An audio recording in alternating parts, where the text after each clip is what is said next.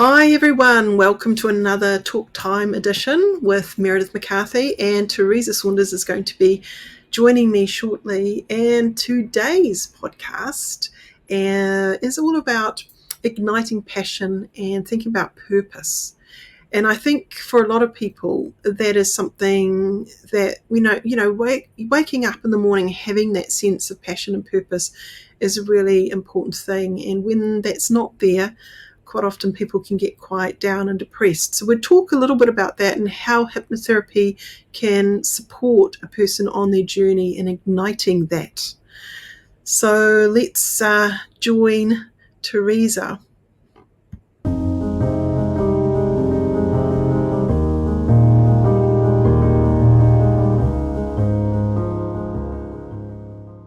Hi there. We missed you last week.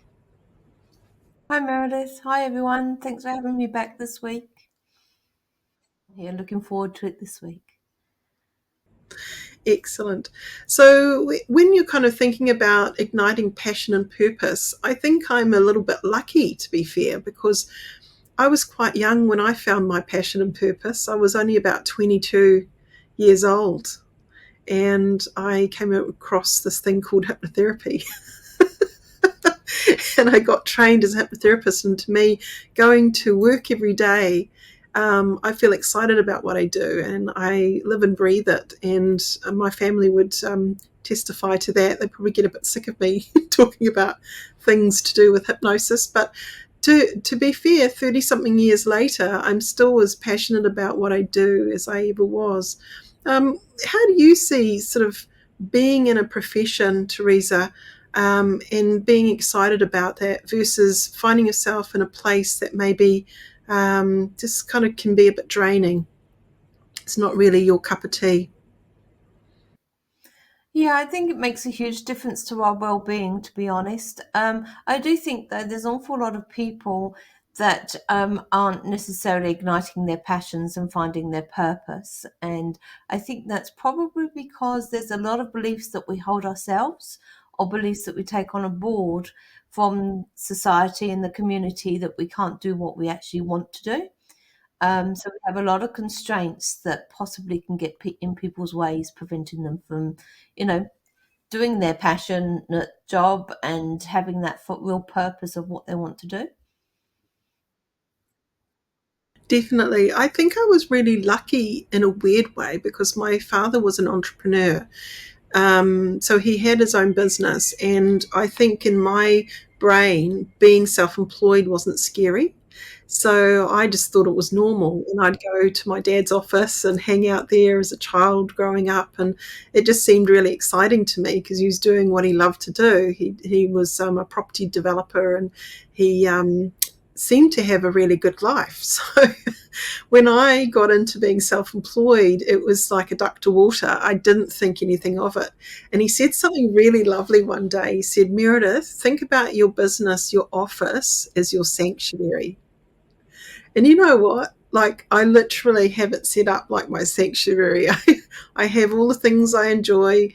I create the space that makes me happy, and I enjoy coming into it and doing the work that helps me, help others. And that's a big part.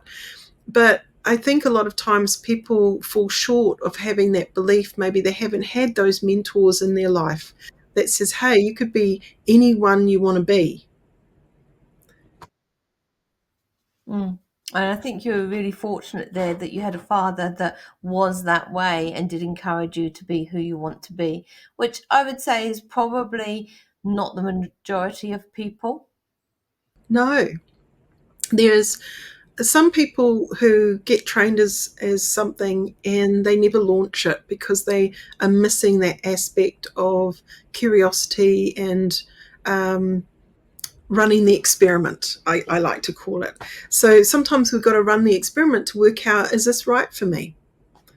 There were a lot of things that I did that I thought, oh, could I manage a restaurant? And the answer was, it was boring. So I got to the point where I'd memorize everyone's order. I didn't even have to write it down anymore. It was kind of, it was too repetitive.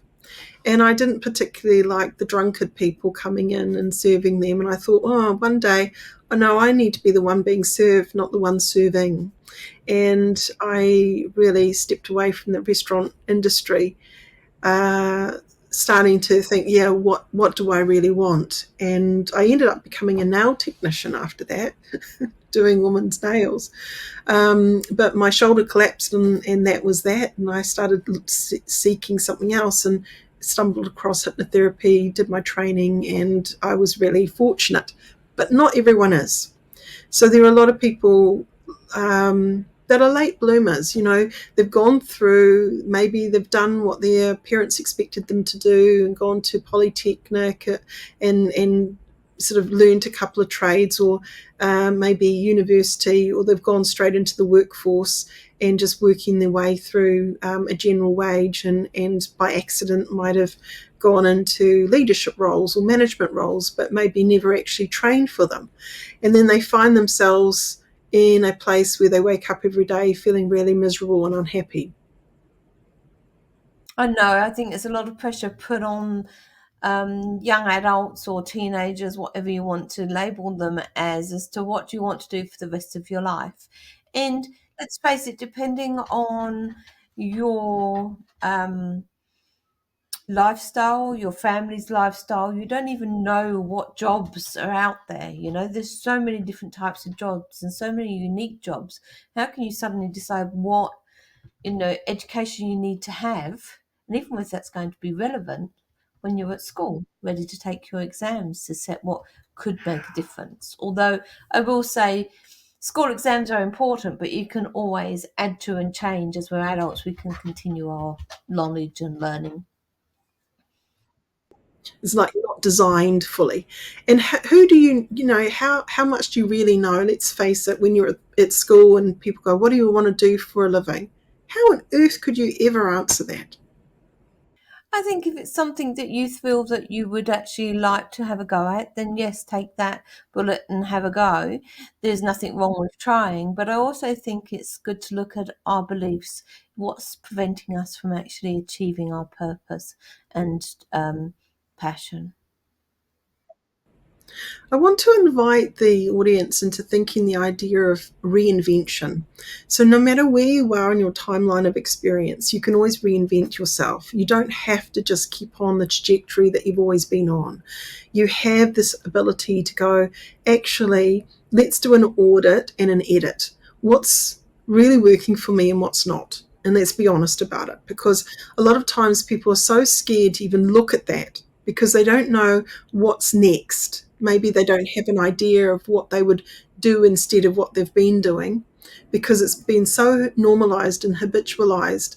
The option menu's sort of gone out of sight. But it doesn't matter whether you're in your 30s or 40s or 50s or 60s or more. You can change tech if it's not working for you.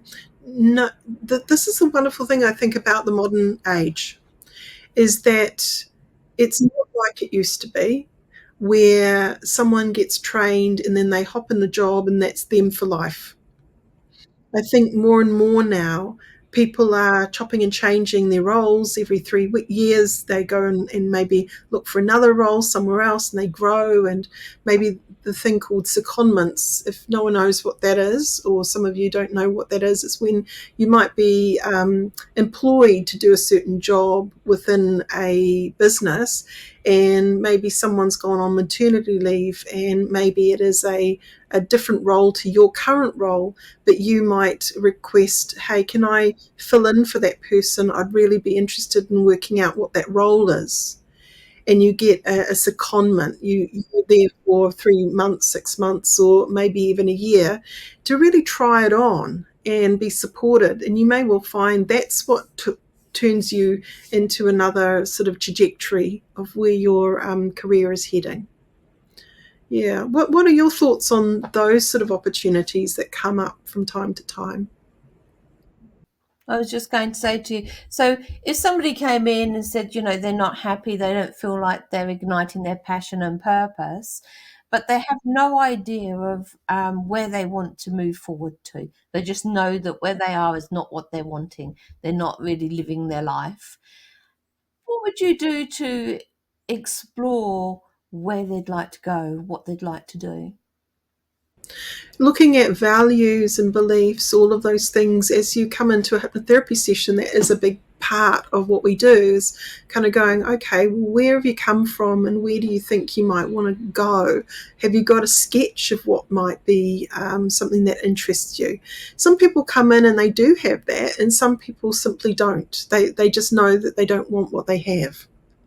So doing a values exercise can be quite useful.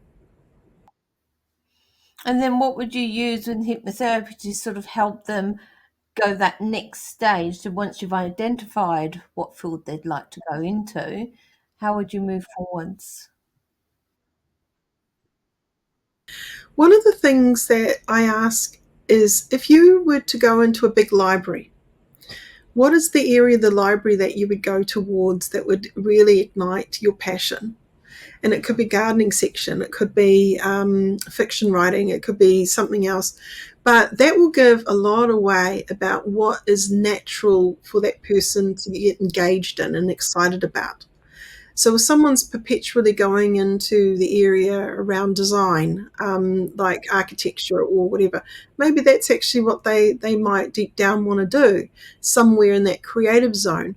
Or if someone's interested in history, that could be something, and there could be an area, or develop some ideas around what are some workplace spaces that would help me as a person that's naturally interested in history.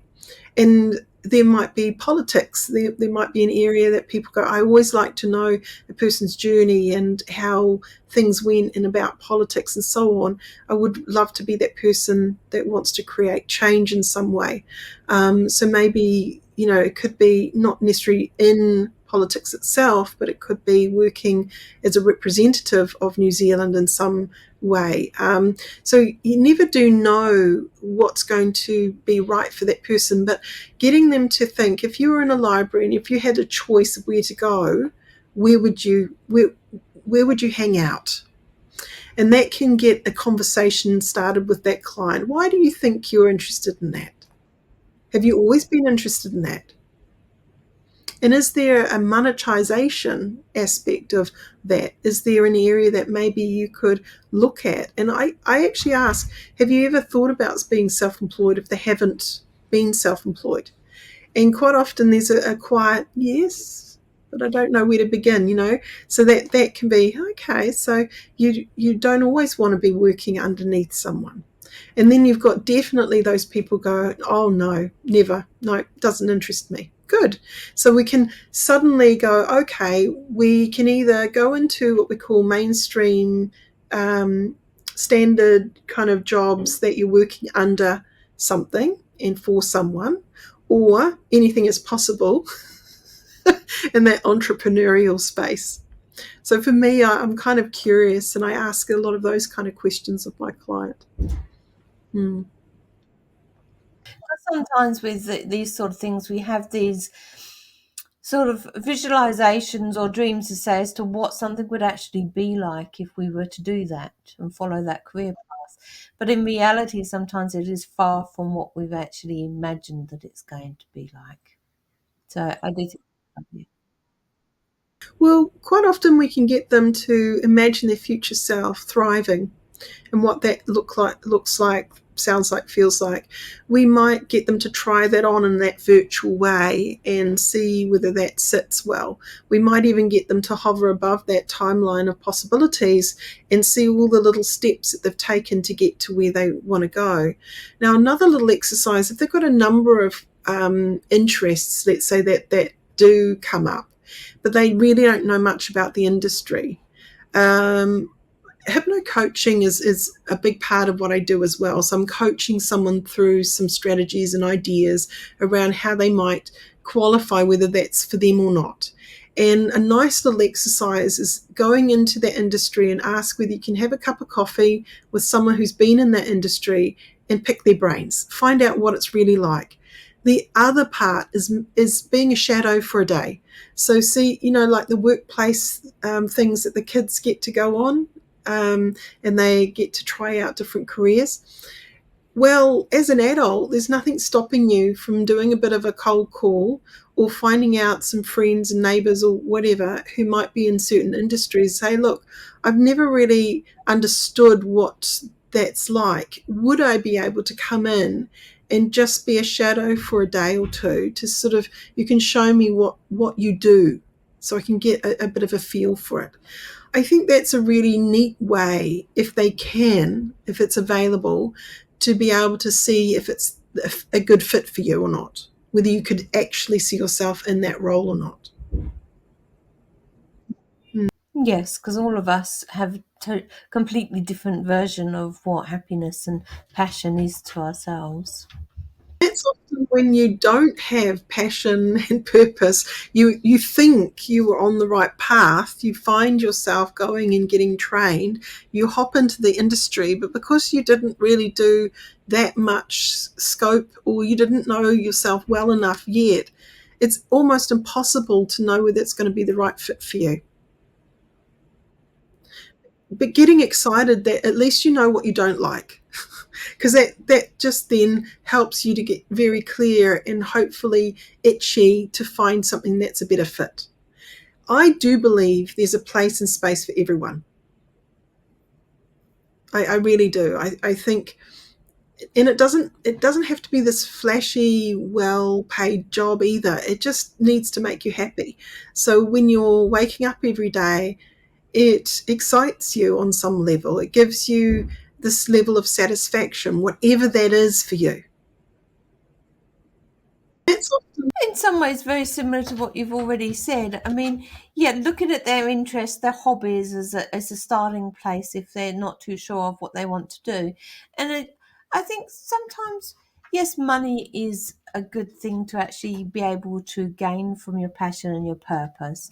But not everybody necessarily needs that money because they're already in a financial relationship where maybe they don't need to be earning money, but they could, you still want to ignite that passion and purpose within you because it gives you a sense of um, living, I think, and sort of fulfilling your life if we have that desire for passion and purpose and in things.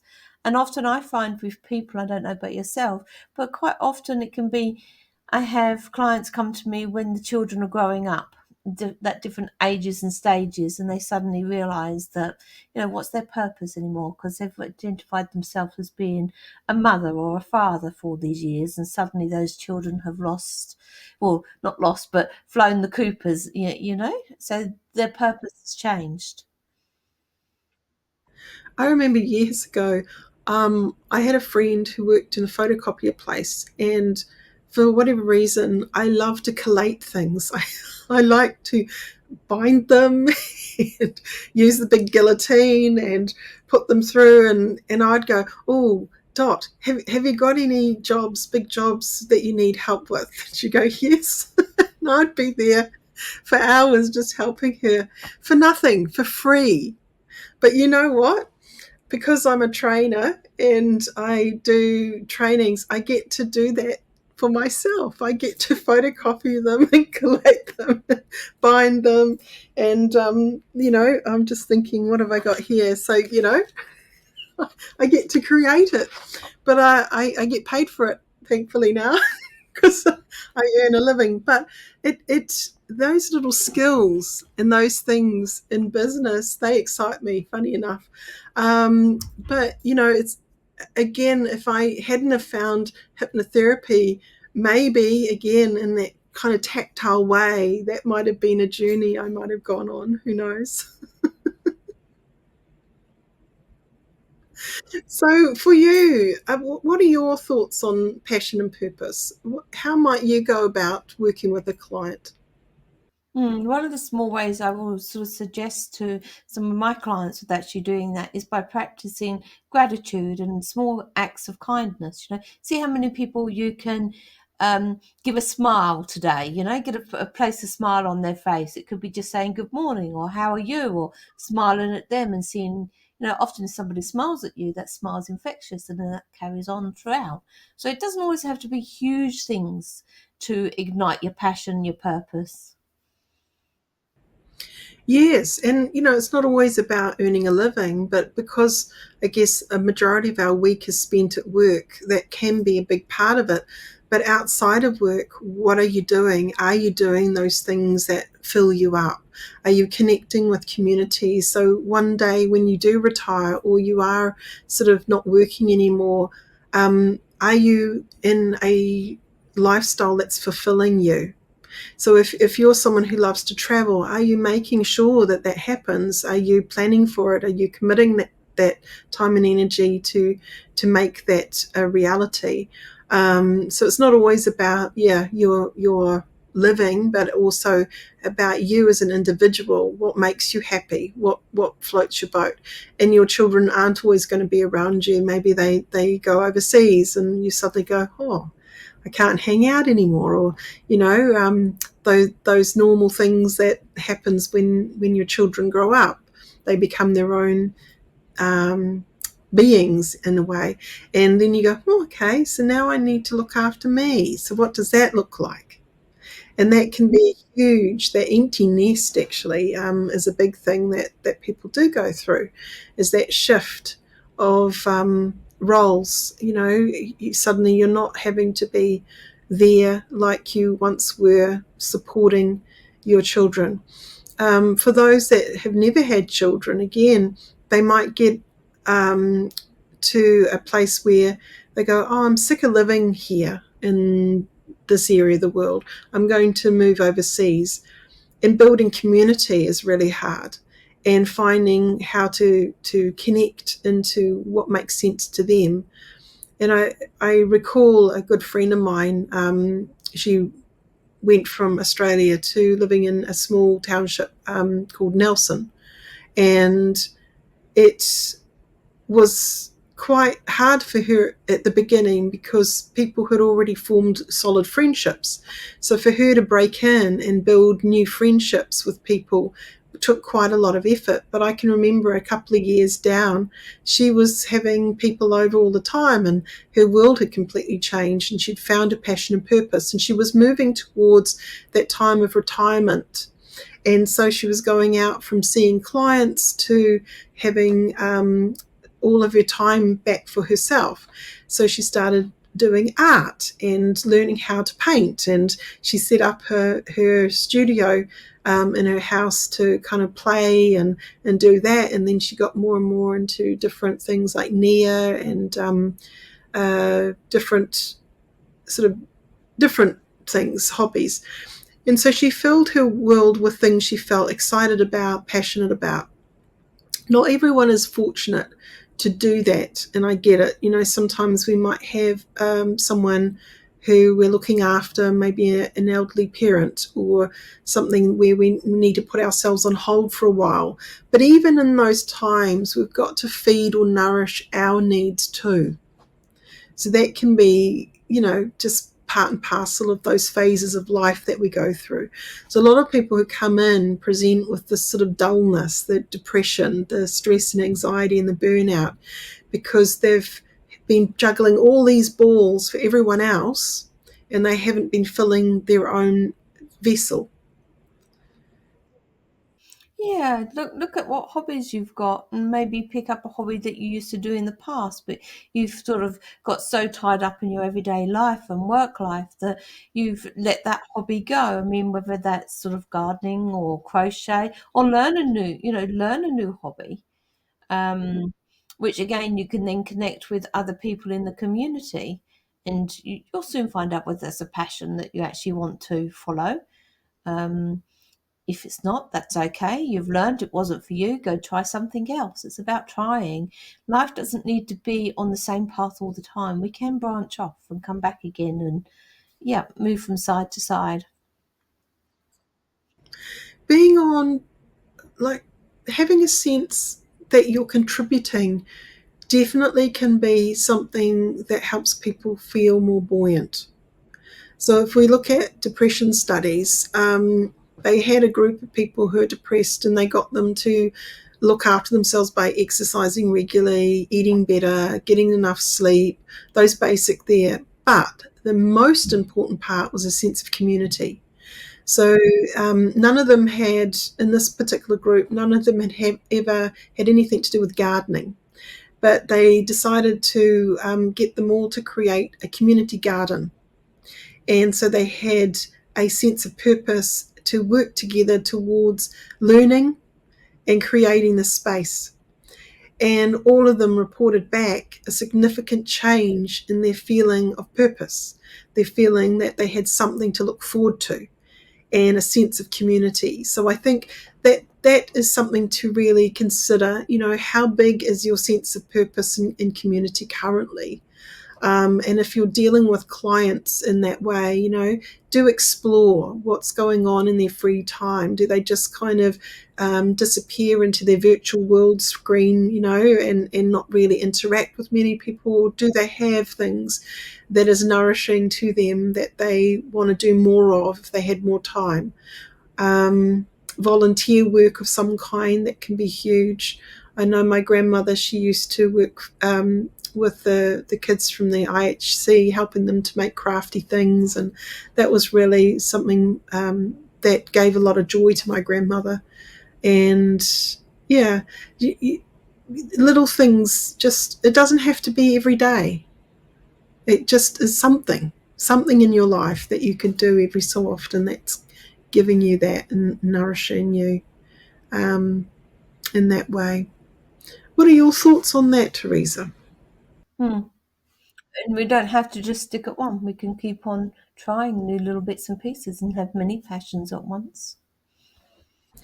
I think it's nice to, I guess, invite clients to remember this is a work in progress. They're not meant to be um, sort of done and dusted and not growing anymore. You know, this is a growth journey, and sometimes what you felt passionate about in your past, you might have done and you're finished with, and then it's time for a new chapter. Even physically, like let's say you've got a young lad who's very much into their sports and that's their world, and then they get to middle age and their knees fucked and other things happen where they just can't run around that field anymore and they can't do what they used to do. They're going to have to think again about what's important to them. Now they might still be part of that sports team. Maybe they're coaching and not playing, or they're doing something in the way of supporting younger athletes to get to where they are. But again, they might be reinventing themselves and doing something completely different, learning a new skill set, like you say, trying it out. And that's all you can do is really trial and error. There's no failings, just learnings. This is a nice philosophy to kind of go by and really keep putting your feelers out there and go, is that right for me?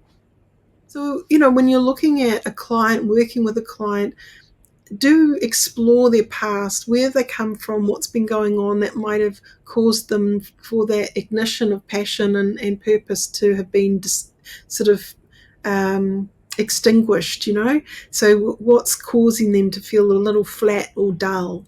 Get to the bottom of it.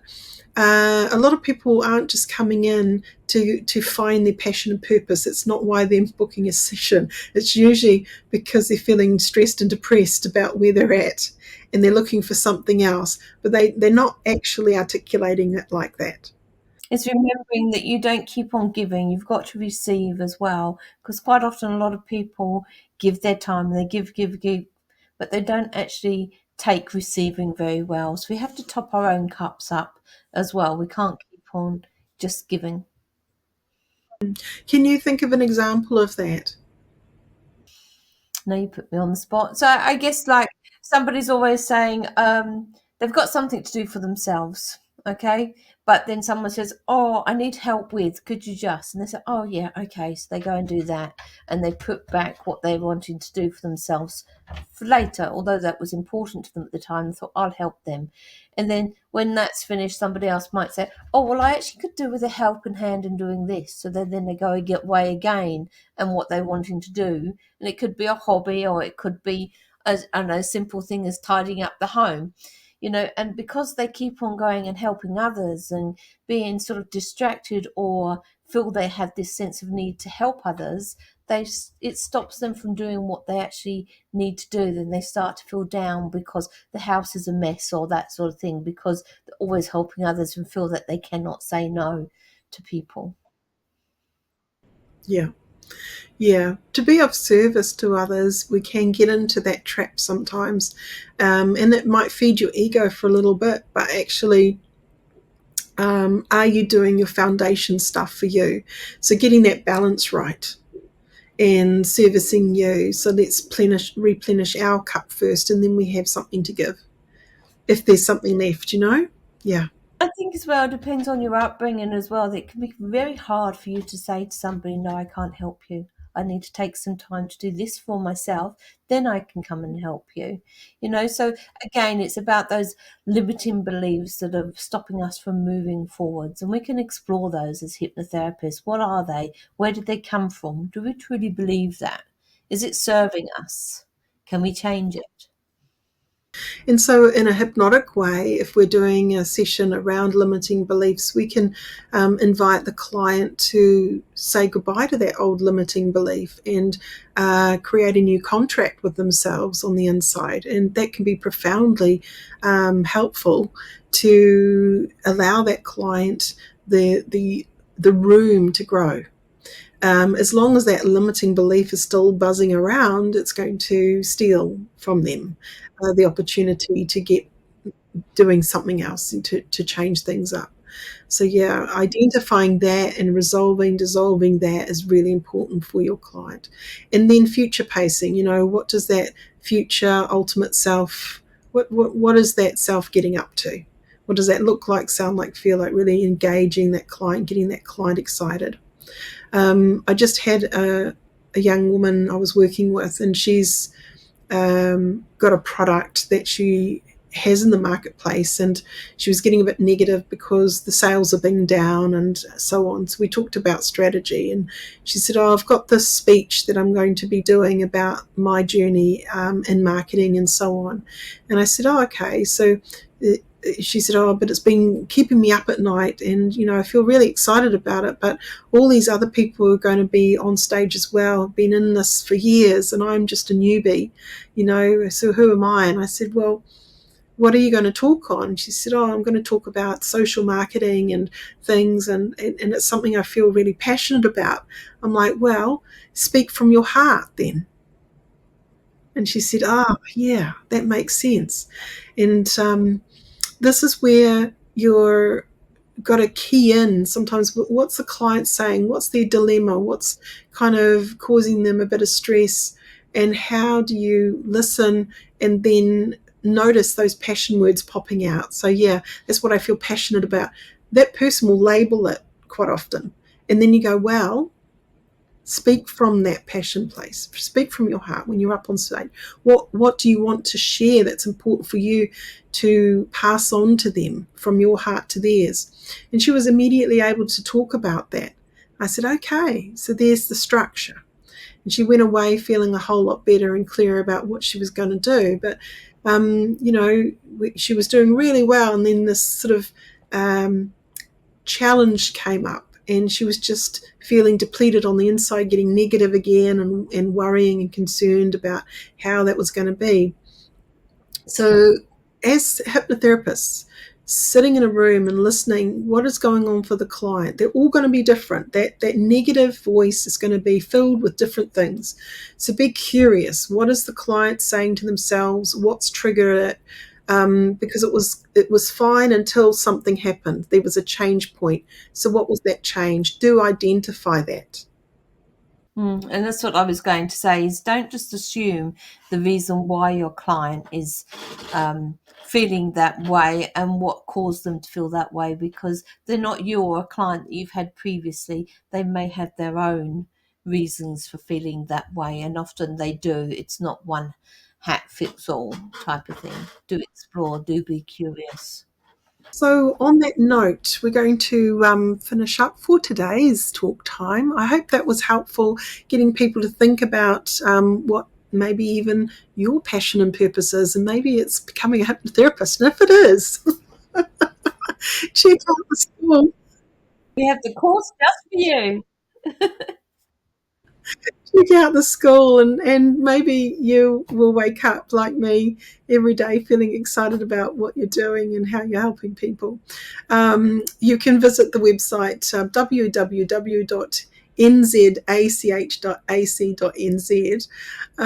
Now, next week's talk time is going to be really around, it's still on that, I guess, the series that we're doing, the emotional sort of series. So, enhancing communication and skills. There are a lot of clients that come in there, and that is a bit of a prickle point for them.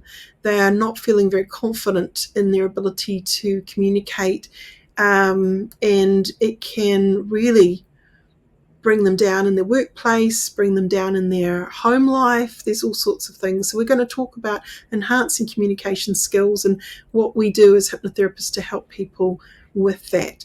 I think it would be neat also to talk about anchoring in. And there's an NLP exercise that I might invite people to play with next time, which is the circle of excellence. You've done that, haven't you?